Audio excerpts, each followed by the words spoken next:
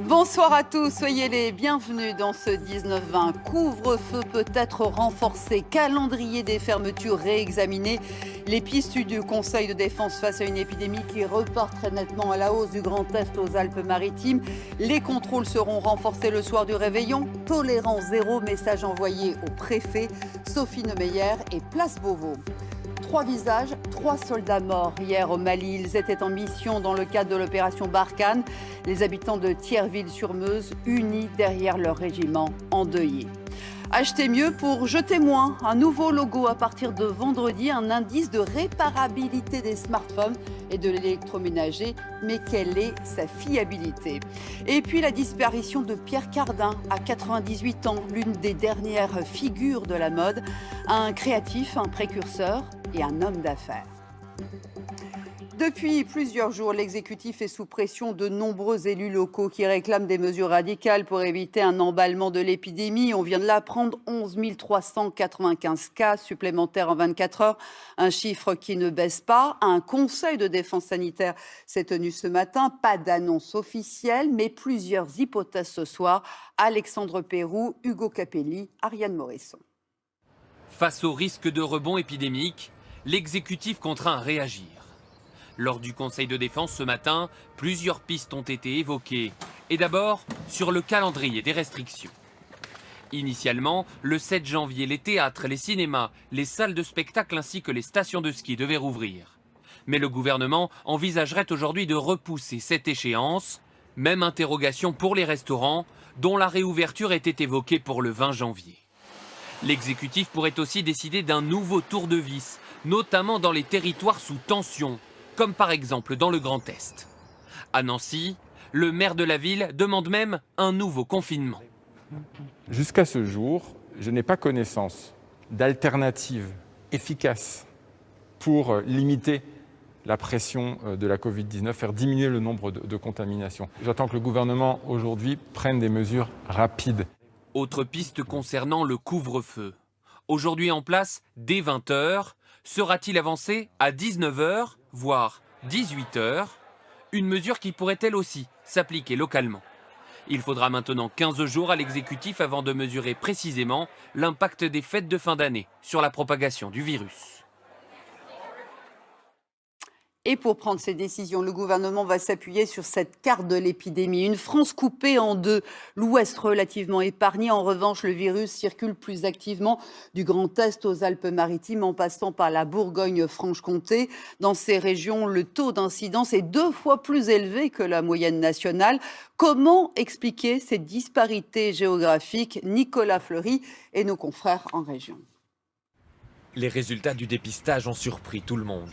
Sur 68 résidents, une soixantaine ont été testés positifs dans cette EHPAD des Ardennes, deuxième département où le virus circule le plus. 9 mois d'efforts, 9 mois de sacrifice, parce que le personnel se doit d'être exemplaire dans sa vie professionnelle comme dans sa vie privée. Et là, c'est donc difficile moralement, mais l'équipe fait front. Des Ardennes aux Alpes-Maritimes, l'épidémie gagne du terrain dans la moitié est de la France.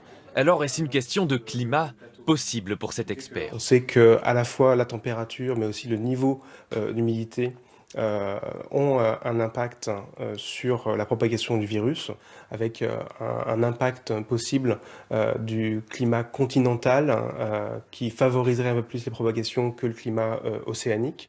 Mais la météo ne suffit pas à expliquer ce rebond. Deuxième hypothèse, la proximité des pays frontaliers. En Suisse, en Allemagne et en Italie, le taux d'incidence est plus élevé qu'en France.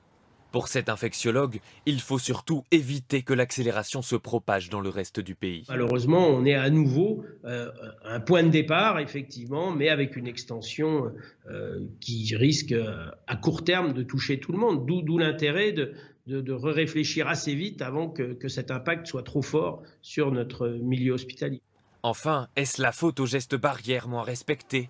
Rien ne permet de l'affirmer. Quant à l'impact des déplacements liés aux fêtes de fin d'année, il sera connu dans quelques semaines. Et l'urgence du moment, c'est d'éviter les rassemblements et les fêtes clandestines du 31. Une soirée à très haut risque. Sophie Neumeyer, bonsoir. Vous êtes place Beauvau. Un message très clair a été envoyé au préfet, tolérance zéro sur le terrain ce soir-là. Oui, et le message semble avoir été bien reçu. Les préfectures sont en train d'organiser des contrôles renforcés sur tout le territoire à partir de 20 h. Objectif, être visible au cœur des villes et dans les quartiers sensibles afin d'empêcher tout rassemblement sur la voie publique. Le ministre de l'Intérieur demande également à intervenir au plus vite en cas de fête clandestine. Les participants seront verbalisés, mais pas seulement. Les organisateurs devront être identifiés pour engager des poursuites pénales. Plusieurs préfets ont également pris des arrêtés pour interdire la vente d'alcool à emporter et l'utilisation de feux d'artifice. Il s'agit de lutter donc contre les rassemblements non autorisés, mais également pour prévenir d'éventuelles violences urbaines. Au moins 100 000 policiers et gendarmes seront mobilisés. Et attention, Carole, ces contrôles renforcés débuteront dès demain soir. Merci beaucoup Sophie. À noter que le ministre de la Santé, Olivier Véran, est l'invité ce soir du 20 h de France 2. Les habitants de Thierville-sur-Meuse, en Lorraine, unis derrière leur régiment endeuillé. 3 soldats sont morts hier, victimes d'une bombe artisanale au Mali. Ils faisaient partie de la force Barkhane qui concentre ses efforts depuis 1 an dans ce qu'on appelle la zone des 3 frontières. Clément Le Goff, Mathieu Drejoux. Ils avaient entre 21 et 28 ans. Dorian Issakagnan était tireur d'élite. Taneri Mori, adjoint chef de patrouille. Et Quentin Pachet pilotait le véhicule blindé léger. Ils se déplaçaient en convoi dans cette région, la zone dite des 3 frontières, entre le Mali, le Burkina Faso et le Niger, lorsqu'ils ont roulé sur une mine hier à Ombori. Leur véhicule blindé léger a fait l'objet d'une attaque par un élément explosif improvisé. En dépit de la présence des médecins dans le convoi qui ont apporté assistance immédiatement à nos camarades, ils n'ont pu être réanimés. Les 3 soldats appartenaient au 1er régiment de chasseurs situé à Thierville-sur-Meuse. Ici, 1 habitant sur 4 est militaire. Toute la commune est bouleversée. C'est notre régiment, c'est notre fleuron. C'est des gens très sympathiques qui se battent pour notre liberté. C'est quelque chose qui nous touche parce que on vit avec eux, on est avec eux, voilà. Puis c'est des jeunes gars. Tous les 3 étaient engagés dans l'opération Barkhane, comme 5100 militaires français. La force antiterroriste s'étend aujourd'hui sur 5 pays, de la Mauritanie au Tchad, où elle combat les groupes djihadistes, et en particulier l'État islamique dans le Grand Sahara. Le Premier ministre Jean Castex doit se rendre à N'Djamena jeudi auprès des soldats pour le réveillon du Nouvel An. 47 militaires français ont été tués au Sahel depuis le début de l'intervention en 2013. Scène de panique aujourd'hui dans le centre de la Croatie, secoué par un séisme de forte intensité, 6,4 sur l'échelle de Richter. Le bilan est encore incertain ce soir. On parle d'au moins 5 morts, dont une fillette. Le tremblement de terre a été ressenti dans les pays voisins, notamment en Slovénie, où une centrale nucléaire a été mise à l'arrêt par précaution, dit-on. Stéphanie Deja. Il est un peu plus de midi quand soudain, la panique. Un séisme interrompt une interview du maire de Petrinja. Cette ville du centre de la Croatie vient de subir une secousse d'une magnitude de 6,4. Des charpentes ont cédé. Beaucoup de maisons se sont affaissées. C'était terrible, indescriptible. Nous avons eu beaucoup de chance de sauver notre peau. Maintenant, nous allons devoir dormir dans nos voitures. D'autres habitants ont été piégés dans les décombres de leur maison. Partout, les secouristes évacuent des blessés vers les hôpitaux de la ville. Plusieurs morts déjà recensés, dont une fillette. Les secousses ont été ressenties à plus de 150 km de là, à Ljubljana, la capitale slovène. Une session du Parlement a dû être interrompue. Par mesure de précaution, le gouvernement slovène a préféré mettre à l'arrêt une centrale nucléaire. Les intempéries en France, 6 départements sont toujours placés en vigilance orange, alerte pour neige et verglas dans le Cantal et le Puy-de-Dôme. Un peu moins de 10 000 foyers sont encore privés d'électricité. En Auvergne, la station du Mont d'Or que vous voyez a même dû être fermée pour des risques d'avalanche. La prudence est également de mise dans le sud-ouest, Des risques de crues dans le Lot-et-Garonne, le Tarn-et-Garonne, le Gers et les Landes. Comme chaque année, au 1er janvier, de nombreux changements dans notre vie quotidienne. Et on commence par ce nouveau logo qui apparaîtra à partir de vendredi sur les étiquettes des smartphones ou de l'électroménager, numéroté de 1 à 10. Il indique le niveau de réparabilité des objets. Acheter mieux pour jeter moins. Voici la philosophie. Mais est-ce vraiment fiable? On a enquêté. Alice Broga, Alain Locasio. Voici à quoi ressembleront les logos qui s'afficheront bientôt sur certains produits. Des notes de 1 à 10 pour mesurer la réparabilité des objets et inciter à moins jeter. Dans le cycle de vie complet d'un appareil, la phase la plus importante en termes d'émissions de CO2, c'est au moment de la fabrication. Donc plus les appareils durent longtemps, plus on va pouvoir les réparer, moins on va émettre de CO2 au total. À partir du 1er janvier seront concernés les téléviseurs, les smartphones, les ordinateurs portables, les tondeuses à gazon et les lave-linges. Une information plus transparente, très attendue des consommateurs.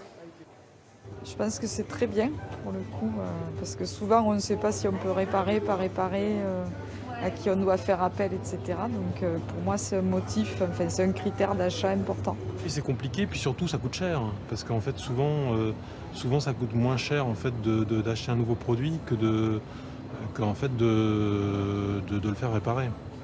L'indice sera calculé par les constructeurs eux-mêmes selon plusieurs critères, comme la documentation qui accompagne le produit, la facilité à le démonter ainsi que la disponibilité et le prix des pièces détachées. Alors, sera-t-il fiable? Il sera contrôlé par les services de l'État. En cas de fraude, l'industriel risque jusqu'à 15 000 € d'amende. Pas assez dissuasif selon cette association. Ce qui est important, c'est le rôle aussi des consommateurs qui vont sans doute pas supporter qu'une entreprise ne joue pas le jeu, alors que tout le monde souhaite qu'un produit soit réparable. Avec cet indicateur, la France fait figure de pionnière en Europe. Un indice européen devrait voir le jour en 2024. Voilà donc pour ce nouveau logo qui se veut écolo. Maëlys Septembre, bonsoir. D'autres changements sont à venir vendredi, toujours dans cette veine écolo. Exactement. Par exemple, le malus auto est durci pour toutes les voitures neuves qui rejettent plus de 133 grammes de CO2 par kilomètre. Un malus progressif de 50 à 30 000 €. 2021 va aussi sonner la fin des publicités papier sur les véhicules. Vous savez, les petits flyers qu'on retrouve sur son pare-brise, interdits désormais. Enfin, les commerces alimentaires, mais aussi les restaurants collectifs devront obligatoirement donner leurs invendus à des associations. Moins de gaspillage donc. Allez, vendredi, d'autres changements qui vont permettre aux Français de faire des économies. Oui, tout à fait. D'abord avec un dispositif bon pour l'environnement et aussi pour votre porte-monnaie. Si vous comptez faire des travaux de rénovation énergétique chez vous, vous pourrez bénéficier d'un crédit d'impôt baptisé MaPrimeRénov'. Jusqu'ici, il était réservé aux ménages les plus modestes. Il sera étendu à tous, selon les revenus tout de même. Des économies à prévoir également si vous avez besoin de prothèses auditives. Certaines seront désormais prises en charge à 100% par la sécurité sociale et votre mutuelle. Et d'autres mesures moins sympas cette fois pour notre pouvoir d'achat. Oui, le grand classique, l'augmentation des tarifs du gaz, plus 0,2% en moyenne. Et puis, le prix des timbres va augmenter lui aussi de 5% en moyenne. 1,08 € pour un timbre vert, 1,28 € pour un timbre rouge. Alors, si vous comptez envoyer des cartes de vœux en janvier, méfiez-vous et prenez peut-être un peu d'avance en achetant les timbres dès maintenant. Merci beaucoup Maëlys. Et puis, dernier changement qui concerne cette fois les cyclistes. Dès vendredi, tous les vélos neufs devront porter un numéro gravé, un identifiant unique pour lutter contre le vol. C'est un fléau. 400 000 vélos seraient dérobés chaque année en France. Olivier Poncelet, Soigny, Thibault. Pas compliqué d'acheter un vélo volé. De nos jours, à Paris, quelques minutes suffisent. Je vais tourner là. Regarde, je vais juste là, c'est bon. Essai compris et prix négociable. 130 €, c'est cher mon pote, sérieux. Neuf, ce modèle vaut dans les 300 €. Au maximum, tu baisses à combien? 90. La discussion s'est arrêtée là. Pour lutter contre ces trafics de vélos volés, à partir du 1er janvier, tous les vélos neufs devront porter un numéro unique. Un numéro qui permet de savoir à qui appartient le deux roues. Donc une fois qu'on a vendu le vélo, on vient renseigner tous les éléments, c'est-à-dire la marque, le prix, la couleur, les coordonnées du client, son nom, son adresse, numéro de téléphone, email. Plusieurs techniques permettent d'inscrire ce numéro à même le cadre. Nous, on en a choisi 2. La micro-percussion, le vrai gravage du cadre, et la soudure chimique. Là, en l'occurrence, c'est une micro-percussion avec un vrai gravage. Et même avec un surcoût de 26,90 €, ses clients semblent apprécier. Le vol, c'est la phobie du cycliste à Paris. Un vélo tatoué, c'est plus difficile à revendre, et même pour les gens qui veulent acheter un vélo sur le bon coin, s'il est tatoué, ça veut dire quelque chose, quoi. Près de 400 000 vélos sont volés par an. Cette année, avec le confinement, les ventes ont explosé et les vols se sont multipliés. Ce qui est le plus rageant, c'est qu'on en retrouve beaucoup, on retrouve plus de 100 000 vélos par an, mais une fois qu'un vélo est retrouvé, on est absolument incapable de réattribuer ce vélo au propriétaire légitime. Les vélos d'occasion devront eux aussi avoir leur numéro à partir du 1er juillet. Dur, la vie étudiante en cette période de Covid. Certains n'ont quasiment pas eu de cours en présentiel depuis septembre. Cela veut dire peu ou pas de vie sociale. Le gouvernement annonce un retour progressif en cours dès la semaine prochaine pour les plus fragiles, notamment ceux qui décrochent. Peut-être la sortie du tunnel pour les 2 étudiantes rencontrées par Sophie Piat et Christophe Hilary. Sa chambre, son espace intime, est devenu sa salle de cours. Plus de fac. Alors pour partager ses angoisses, Manon appelle régulièrement ses amis de lycée. Franchement, je ne sais pas du tout comment ça va se passer, c'est vraiment le flou total. Franchement, il faut être grave motivé. Manon est en première année dans une filière très demandée, administration économique et sociale. Elle n'a eu que quelques semaines de cours en présentiel. Les amphithéâtres, c'est immense. Il y a vraiment des centaines d'élèves. Donc j'ai vraiment pas eu le temps de me créer des contacts avec qui éventuellement je pourrais travailler. Et de se retrouver seule face à soi-même alors qu'on vient de commencer les études supérieures, c'est très compliqué. Manon pourrait retrouver la fac dès lundi. Le gouvernement envisage la reprise pour les étudiants les plus fragiles, uniquement par groupe de 10. Une solution limitée, alors que les effectifs sont considérables en première année. On attend à ce moment-là que la situation sanitaire permette d'avoir au moins des jauges à 30 ou à 50%. Lisa est elle aussi en première année, droit et sciences politiques, un double cursus exigeant où les cours à distance créent encore plus de stress. La veille de rendre un TD, la moitié des étudiants sont en train de pleurer en fait. Et on me dit ouais j'en ai marre, je vais travailler toute la nuit, j'en peux plus et tout. Et ça c'est notre quotidien. Ses parents la soutiennent, la maison s'est mise au rythme de l'étudiante. Je suis assez épaté, je pense que j'aurais été vraiment loin d'avoir ces aptitudes à mon âge, donc je pense pour le coup ils en ressortiront vraiment beaucoup plus forts.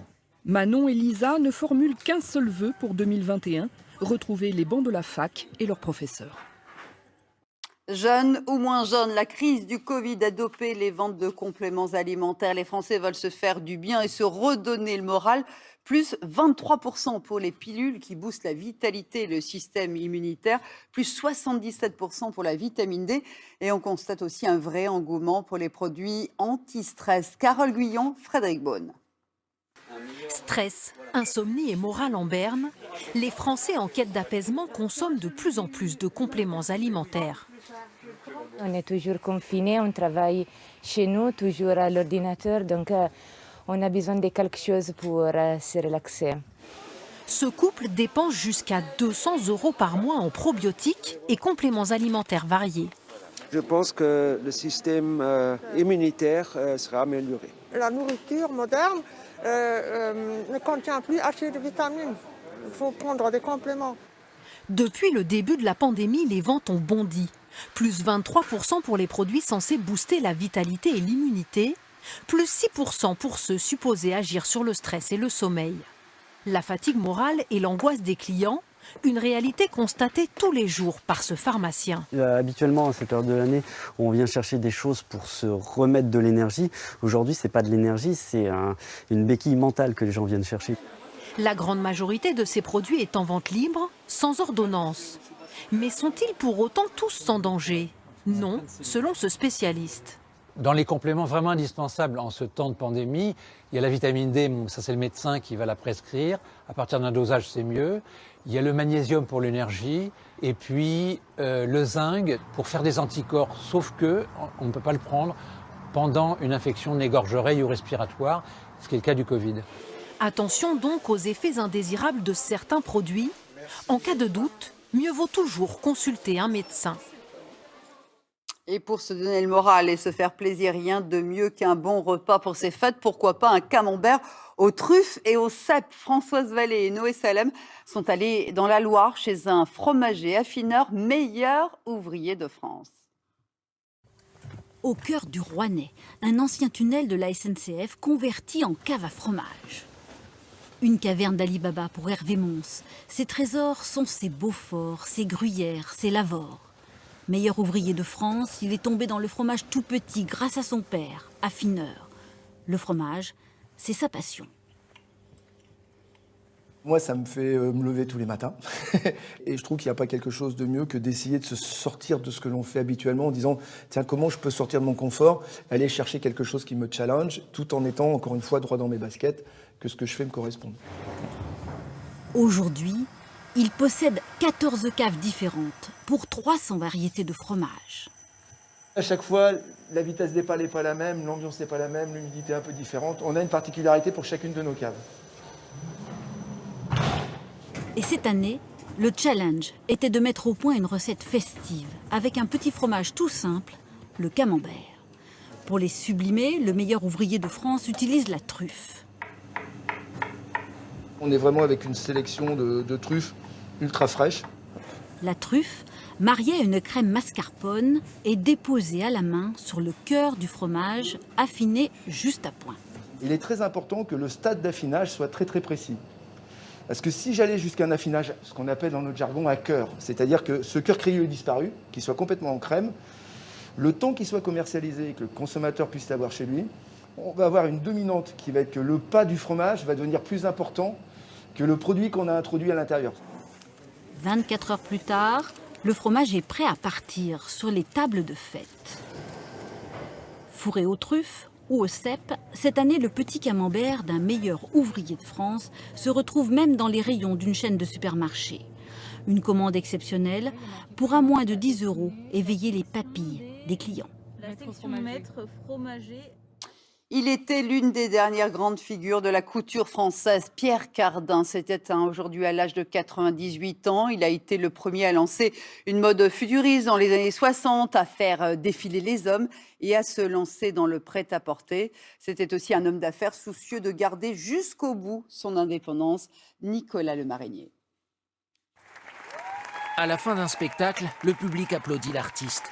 En septembre dernier, le monde de la mode saluait une dernière fois Pierre Cardin, dont la carrière et les créations furent une représentation permanente. 70 ans d'idées folles et de vêtements audacieux. J'ai besoin de travailler, c'est mon existence. Il y en a qui jouent aux cartes, d'autres qui font du golf, du ski. Moi, c'est travailler. Ce fils d'immigré italien fait ses armes chez Christian Dior en 1947, avant d'ouvrir sa propre maison en 1950 à l'âge de 24 ans. Ses premières créations font sensation. La tunique est entrée dans la formule du soir. Elle fait bon ménage avec les formes plus classiques. Cardin 1. Mais la griffe Cardin, ce sera ça. Des vêtements futuristes, des robes à cerceau, des costumes à col Mao. Son audace conquiert même les Beatles. Tout cela fait très science-fiction. Mon inspiration a été très nettement influencée par le cosmos, par tout ce qui est satellite, par tout ce qui est computer, laser, par le futur en réalité. Et je crois que la mode doit marquer le futur, elle ne doit pas être inspirée du passé. Le passé, c'est du costume. Pour Jean-Paul Gaultier, qui a été son assistant, et que l'on voit ici dans l'ombre du couturier, l'héritage est immense. Tout était permis, il se permettait tout. Et ça, c'est formidable parce qu'il m'a montré donc cette liberté qu'on pouvait avoir, qu'on pouvait prendre soi-même. Et c'est donc ce que j'ai fait. Et grâce à lui, c'est ça, le sens de la liberté créative. Pierre Cardin était aussi un homme d'affaires efficace. Dans les années 80, il réussit à faire des affaires en Chine communiste et en Union soviétique, deux pays alors peu sensibles aux sirènes du capitalisme. Son nom devient une marque sur des produits dérivés de toutes sortes. Amateur d'art et d'architecture, il avait acquis le château du Marquis de Sade, en Provence. Il y a des salles de torture en bas, mais enfin, c'est très... on peut les imaginer. Il avait acheté une villa futuriste face à la Méditerranée. À 98 ans, Pierre Cardin laisse derrière lui un empire et une signature qui survivront aux couturiers. Voilà, c'est la fin de ce 19-20. Prochain rendez-vous avec l'info le 23h avec Patricia Loison sur France Info, Canal 27. Votre soirée sur France 3 avec votre série préférée, Capitaine Marlowe. Excellente soirée à vous. Je vous dis à demain. Bonsoir. Retrouvez toute l'info en continu sur le Canal 27.